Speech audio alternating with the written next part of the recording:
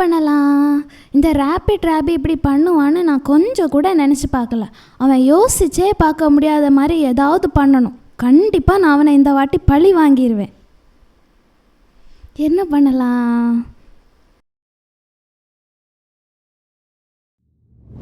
Hello குட்டீஸ், உங்க எல்லாரையுமே கிட்ஸ் மிராக்கிள் டைம் ப்ரோக்ராம்ல 4th எபிசோட்ல பாக்குறதுல ரொம்ப ஹாப்பியா இருக்கு. நீங்க எல்லாரும் எப்படி நல்லா இருக்கீங்களா? நீங்க நல்லா இருக்கீங்கன்னு நாங்க நம்புறோம். சரி, ஓகே ராபி, நீ வந்துட்ட.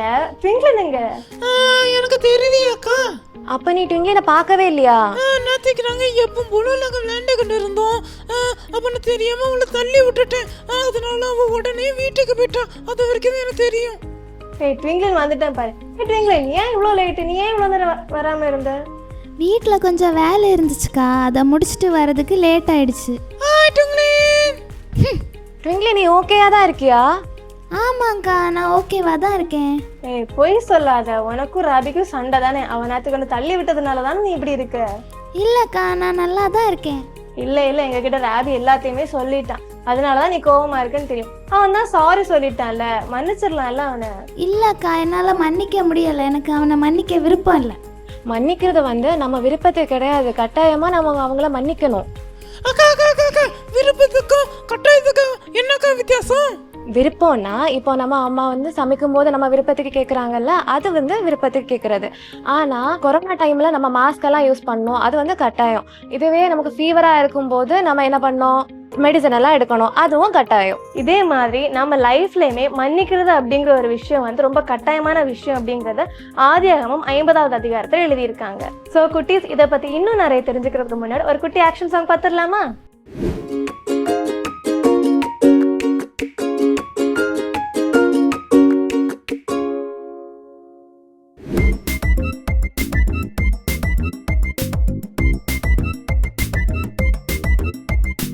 யோசேப்பு யோசேப்பு படுகுழியில் யோசேப்பு, பெரிய அண்ணா சின்ன அண்ணா பொறாமையில் போட்டாரே. விட்டாரே விட்டாரே காசுக்கு விட்டாரே, பாடுகளில் உண்மையாய் பரிசுத்தமாய் இருந்தாரே. யோசேப்பு யோசேப்பு படுகுழியில் யோசேப்பு, பெரிய அண்ணா சின்ன அண்ணா பொறாமையில் போட்டாரே. விட்டாரே விட்டாரே காசுக்கு விட்டாரே, பாடுகளில் உண்மையாய் பரிசுத்தமாய் இருந்தாரே. உயர்ந்தார் உயர்ந்தார் யோசேப்பு உயர்ந்தார், பஞ்சத்தில் அதிபதியாகவே உயர்ந்தார். உயர்ந்தார் உயர்ந்தார் யோசேப்பு உயர்ந்தார், பஞ்சத்தில் அதிபதியாகவே உயர்ந்தார். பெரிய அண்ணா சின்ன அண்ணா உணவுக்காக வந்தாரே. யோசேப்பு தான் மன்னித்தாரே, உணவுகளை அள்ளி கொடுத்தாரே. பெரிய அண்ணா சின்ன அண்ணா உணவுக்காக வந்தாரே. யோசேப்பு தான் மன்னித்தாரே, உணவுகளை அள்ளி கொடுத்தாரே.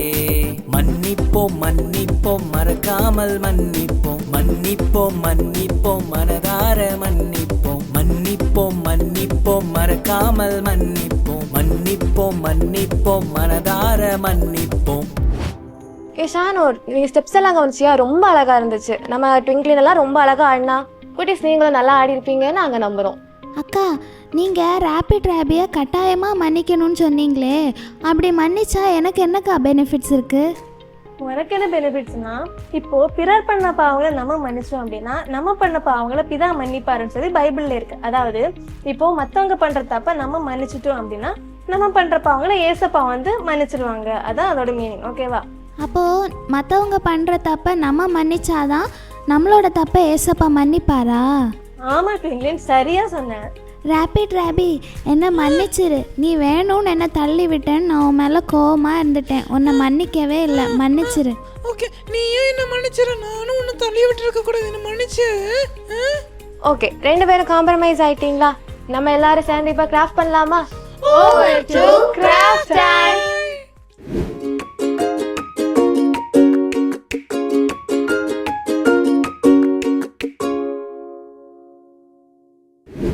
ஹலோ குட்டீஸ், இன்னைக்கும் நம்ம ஒரு டிஃப்ரெண்டான கிராஃப்ட் பண்ண போறோம். உங்களுக்கு எத்தனை பேருக்கு ஃப்ரூட்ஸ் பிடிக்கும்? இந்த ஃப்ரூட்ஸை பேஸ் பண்ணி ஒரு கிராஃப்ட் பண்ண போறோம். பார்க்கலாமா?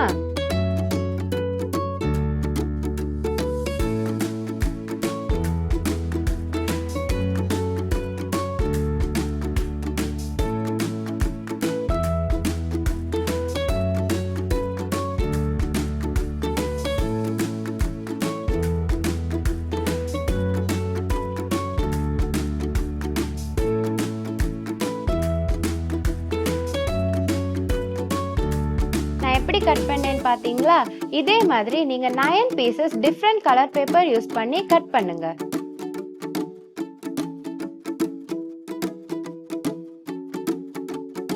இதே மாதிரி கலாத்தியர் 5ஆம் அதிகாரம் 22, 23 வசனங்கள் இருக்கிற ஆவியின் கனிகளை நீங்க ஒவ்வொரு பீஸ் பேப்பர்ஸ்ல எழுதுங்க.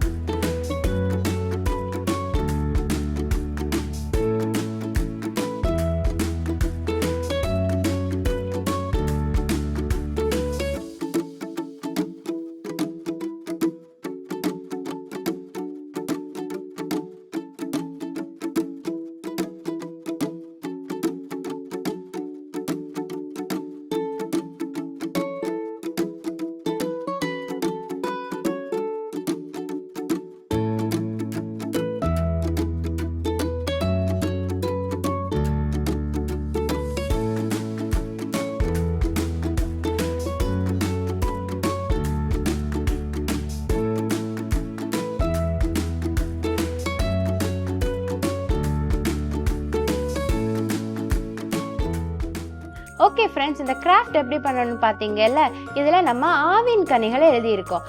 ஓகே ஃப்ரெண்ட்ஸ், இந்த கிராஃப்ட் எப்படி பண்ணணும்னு பார்த்தீங்கல்ல, இதில் நம்ம ஆவியின் கனிகளை எழுதியிருக்கோம். இந்த ஆவியின் கனிகள் உங்கள் வாழ்க்கையில் இருந்துன்னா பிறர் என்ன தீமை செஞ்சாலும் உங்களால் மன்னிக்க முடியும்.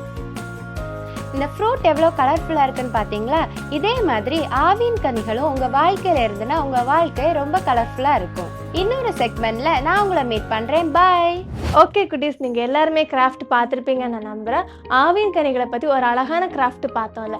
நம்ம ட்விங்க்லினோட லைஃப்பில் ஆவியின் கனிகள் இல்லாததுனால தான் நம்ம ராபியை மன்னிக்கிறதுக்கு அவன் ரொம்பவே டைம் எடுத்துக்கிட்டான். அப்படி தானே ட்விங்க்லின்? ஆமாக்கா, ஆவின் கனிகள் இல்லாததுனால தான் நான் ராபியை முதல்ல மன்னிக்கலை. ஆனால் ஆவின் கனிகள் தெரிஞ்சதுக்கு அப்புறம் நான் ராபியை மன்னிச்சிட்டேன்க்கா. நான் இனி எல்லாரையுமே மன்னிப்பேன். பார்த்தீங்களா குட்டீஸ், நம்ம ட்விங்க்லின் ஆவியின் கனிகளை பற்றி நிறையவே தெரிஞ்சுக்கிட்டா. நீங்களும் அதை பற்றி தெரிஞ்சுப்பீங்க நான் நம்புகிறேன். அக்கா அக்கா அக்கா அக்கா, நான் பண்ணி வச்சிருக்கேன் கிராஃப்ட், நீங்க பாக்குறீங்களா அக்கா? இல்லங்க, நான் எடுத்துட்டு வரேன். வெயிட் பண்ணு ராபி, நீ எடுத்துட்டெல்லாம் வர வேண்டாம். நீ ஸ்க்ரீனில் தெரியுற நம்பருக்கு வாட்ஸ்அப் பண்ணு. குட்டீஸ், நீங்களும் அதே மாதிரி JDM சர்ச் கிட்ஸ் மிராக்கிள் டைமில் நீங்கள் செய்கிற கிராஃப்டை ஸ்க்ரீனில் தெரியுற நம்பருக்கு உங்கள் நேமை டைப் பண்ணி வாட்ஸ்அப் பண்ணுங்கள். அதில் பெஸ்ட்டான 3 பேருக்கு கிஃப்ட்ஸ் காத்துட்ருக்கு.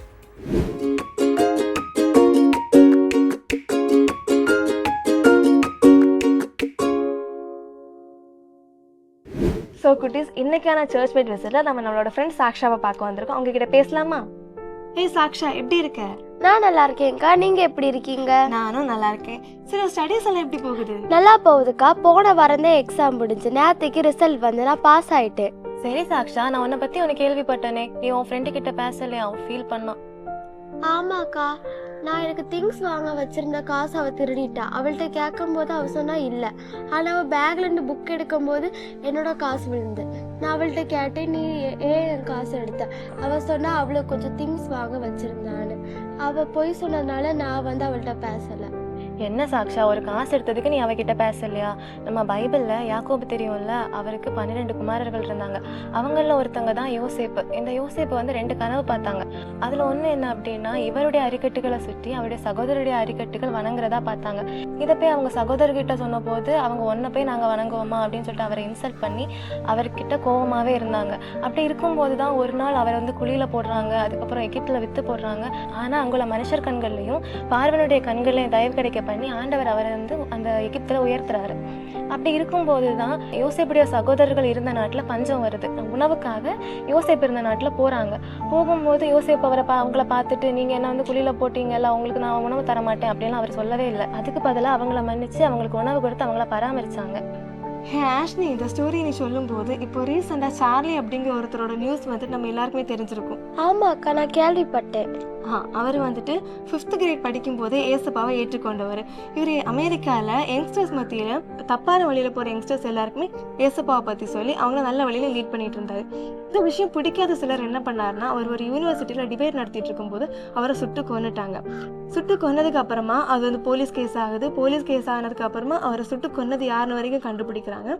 இந்த டைமில் நம்ம சார்லி அவரோட ஃபியூனரல் டைமில் நம்ம சார்லி அவங்களோட ஒய்ஃப் எரிக்கா அவங்க என்ன சொல்கிறாங்க அப்படின்னா, ஏசப்பா வந்துட்டு அவங்கள கொன்னவங்கள மன்னிச்சது மாதிரி நானுமே என் ஹஸ்பண்ட் சார்லியை கொன்னவங்கள நான் மன்னிக்கிறேன் அப்படின்னு சார்லி அவங்களோட ஒய்ஃப் எரிக்கா சொல்கிறாங்க. பாத்தியா சாக்ஷா, இவ்வளோ பெரிய தப்பு ஒரு பெரிய கொலையை பண்ணவங்களே நம்ம எரிக்கா அவங்க மன்னிக்கும் போது ஒரு சின்ன தப்பு பண்ண ஒரு ஃப்ரெண்டு நீ மன்னிக்கலாம்ல? சரிக்கா, நான் என் ஃப்ரெண்டை மன்னிக்கிறேன். ஸோ குட்டீஸ், பார்த்தீங்களா, நம்ம சாக்ஷா வந்துட்டு அவங்களோட ஃப்ரெண்டை மன்னிச்சது மாதிரி நீங்களும் உங்களை சுற்றி இருக்கிறவங்க பண்ணுற தப்பை மன்னிச்சிங்கன்னா கண்டிப்பாக ஏசப்பா வந்து நம்ம பண்ணுற பாவங்களை ஏசப்பா மன்னிப்பாங்க. குட்டீஸ், இந்த எபிசோடில் உலகம் வந்து இப்போ நம்ம பழி வாங்குதல கிடையாது, நம்ம மன்னிப்பை தான் பார்க்கணுன்ற தீமில் பார்த்தோம். முதல்ல வந்து ஆக்ஷன் சாங்கை பார்த்தோம், அதுக்கப்புறம் கிராஃப்டை பார்த்தோம், அதுக்கப்புறம் வந்து சர்ச் மேட்டை வந்து நம்ம மீட் பண்ணோம். ஓகே ஷானு, நம்ம வந்து ஒருத்தங்களை எத்தனை வாட்டி தான் மன்னிக்கிறது? நிறைய வாட்டி தப்பு பண்ணுவாங்கல்ல. ஆமா ஆஷ்னி, பைபிள்ல என்ன இருக்கு தெரியுமா? பேதுரு கிட்ட ஏசப்பா என்ன சொல்லியிருக்காங்கன்னா, ஒருவரை 7 தடவை அல்ல 770 தடவை மன்னிக்கலாம் அப்படின்னு சொல்லியிருக்கு. அதாவது ஒருத்தங்க தப்பு பண்ணும்போது ஒரு வாட்டி இல்லை 2 வாட்டி இல்லை, அவங்க எத்தனை வாட்டி தப்பு பண்ணாலும் நம்ம மன்னிக்கலாம் அப்படின்னு சொல்லி பைபிள்லே இருக்கு. அதுக்காக தான் ஏசப்பா நமக்காக சிலுவையிலே பலியாயிருக்காரு. ஸோ குட்டீஸ், இந்த எபிசோட் உங்களுக்கு பிரயோஜனமா இருந்திருக்கும் நான் நம்புறேன். அடுத்த எபிசோட்ல புதிய தீம்ல உங்களை பார்க்கறது வரைக்கும் சேஃபா இருங்க. கர்த்தர் தாமே உங்களை ஆசீர்வதிப்பாராக.